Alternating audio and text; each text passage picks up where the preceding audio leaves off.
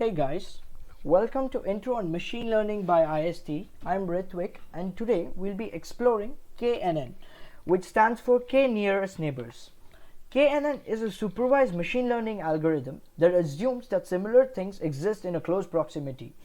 It operates on the basis of the idea that that data points present in a closer proximity happen to be classified into one group. So let's dive deeper into this now. For example, there is a data point where my cursor is present, and this data point ought to be classified between the red, which may represent class A for suppose, and blue, which is class B. So now now we consider its nearest neighbors. So its neighbors are this data entry point over here and this and this.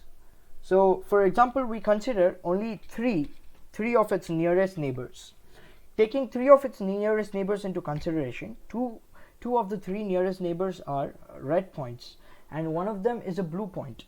So naturally the mode is going to be red, and we can classify our data point since majority of its neighbors are in red. We can classify this to be in class A. This is just an example. Let's go and explore how the algorithm actually works. So we load the data, initialize k to your number, initialize k to your chosen number of the nearest neighbors. For example, in the data, calculate the distance between the query example and the correct example which ought to be classified. Now add these distances into a ordered list with the index with its index. Now sort this ordered list of distances from the smallest to the largest in ascending order. Now if you recall, we chose k. We chose a value for k, the exact number of nearest neighbors which we are going to pick. Now in this sorted collection, pick the first k entries. Get the labels of these selected entries. The label will already obviously be indexed. So now in case it's a regression algorithm, we take the mean of these k labels. We take the mean of the indexes of the first k entries, that is. In case it's a classification, we return the mode of these k labels. So we return the mode of these k labels like we previously did. Like we had two of its neighbors were from class A and one from class B. So the mode would obviously be 2, and the index of that would be class A, and we classified it into class A. And a very important thing while working with KNN algorithm is choosing a k value. We cannot just choose a k value just lightly. There might be consequences if not done carefully. So let's explore what it means to have a lesser value of k. Like lesser the value of k becomes, your model ought to be less and less stable. I mean, let's take an example where k is 1 and we consider only one data point, the nearest data point, to be the nearest data point to classify our example. Now let's get here and jump back to our previous example which we took, where my cursor is placed. Around there is the example which we're supposed to classify, and as we can see, blue is kind of the nearest neighbor here, and remember our value is 1, so our mode naturally becomes 1, and its index is class B as it's in blue color. So it automatically this example automatically gets classified into class B, whereas before we had classified it into class A, since in its proximity there were two class A's which just got neglected because we took only one example into consideration. Sometimes it can be as absurd as that. So a good analogy for this would be, imagine there is a democratic country who's holding elections, and they decide to take in consideration the vote of only a particular group of people, only a particular subset of the population. Now the thing is, this subset of the population might or might not represent the entire population of the country. As it's only a subset, they are inclined to have a bias. Since they're of one particular group, they are highly inclined to have a bias. Now when only these votes are considered, only the interest of this group of people is reflected while choosing the leader or the party, and only the interests of these groups are served, and it's not a representation of the and it might or might not be, it's more likely not to be a representation of the entire population. So we take a bigger chunk of the population, we are more likely to represent the interests of all groups in the country, right? So that would be a similar analogy.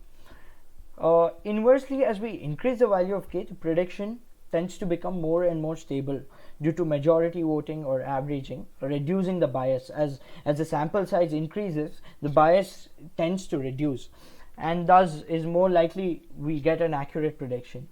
Eventually, we begin to witness an increase in the number of errors, as the k value increases. Okay, that is also there. It is at this point we know that the k value is being pushed too far. So our ultimate aim, is to get that sweet spot.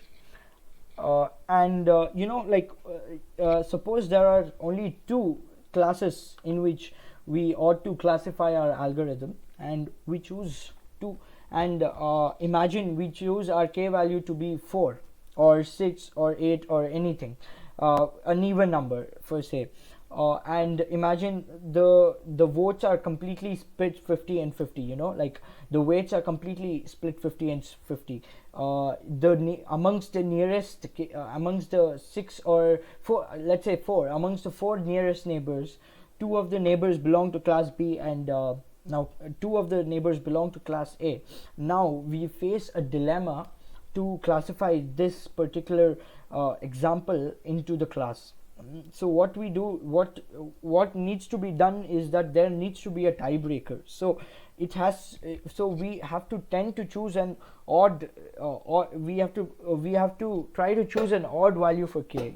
That works better, since if there are even number of classes, suppose there are only 2 classes, it is advisable to choose an odd number of k so that there is a tiebreaker. This is not only with this does not extend to only even number of classes. Suppose to generalize it, what we're supposed to do is the value of k we choose is not supposed to be a multiple of the number of classes. This can be extended to even suppose we have 3 classes and 9 nearest neighbors are chosen, and imagine the weight gets split between all 3 classes equally, 3, 3 and 3. Now again we end up with a tiebreaker. So we have to to avoid this situation, to avoid the chances of a tiebreaker happening, we have to choose a value of k that is not a multiple of the number of classes present. Now imagine how categorical data can be used in KNN. Since the KNN input and output variables are all numerical, it seems that there is no way to to apply KNN to categorical data, but turns out there is a way, and that is called Onehot encoding. This allows the representation of categorical data to be more expressive. Many machine learning algorithms cannot operate on labeled data directly, including KNN. They require all input variables and output variables to be numerical. The categorical data must be converted into numbers. This is required for both input and output data that are categorical. So Onehot encoding is actually a very widespread approach. It is used very often and works pretty well unless your categorical data has a large number of values, when it's a rational number or a fairly less number of values, this works like a charm. So so let's say, let me get into the technicalities of how this basically works. It works by creating new columns indicating the presence of possible value for the original data. Let me explain that with an example so that it can be better understood. So imagine we have a column or a field called color. Every data entry is assigned a particular color: red, yellow, green, red, yellow, green. Okay. Now this field cannot be fed into our model because it's obviously not a numerical, because again and extracts only numerical data, as we have explored before. So what we do is split this one field into 3 columns. One column now is 3 columns. It's substituted by 3 columns. Since there are only 3 categories, since we observe that in under color there comes only 3 categories, now we can have 3, now we can denote the absence of a category in the color field by having a 0 under that column for that entry, and the presence by having 1. It becomes a binary system. You change you change it now the system, now the data is transformed into a numerical value by representing its presence and absence with zeros and ones. It's a binary system. Now by doing this, it allows us to operate with categorical data. So that's all for this session. Let's see you in the next session. Until then, goodbye.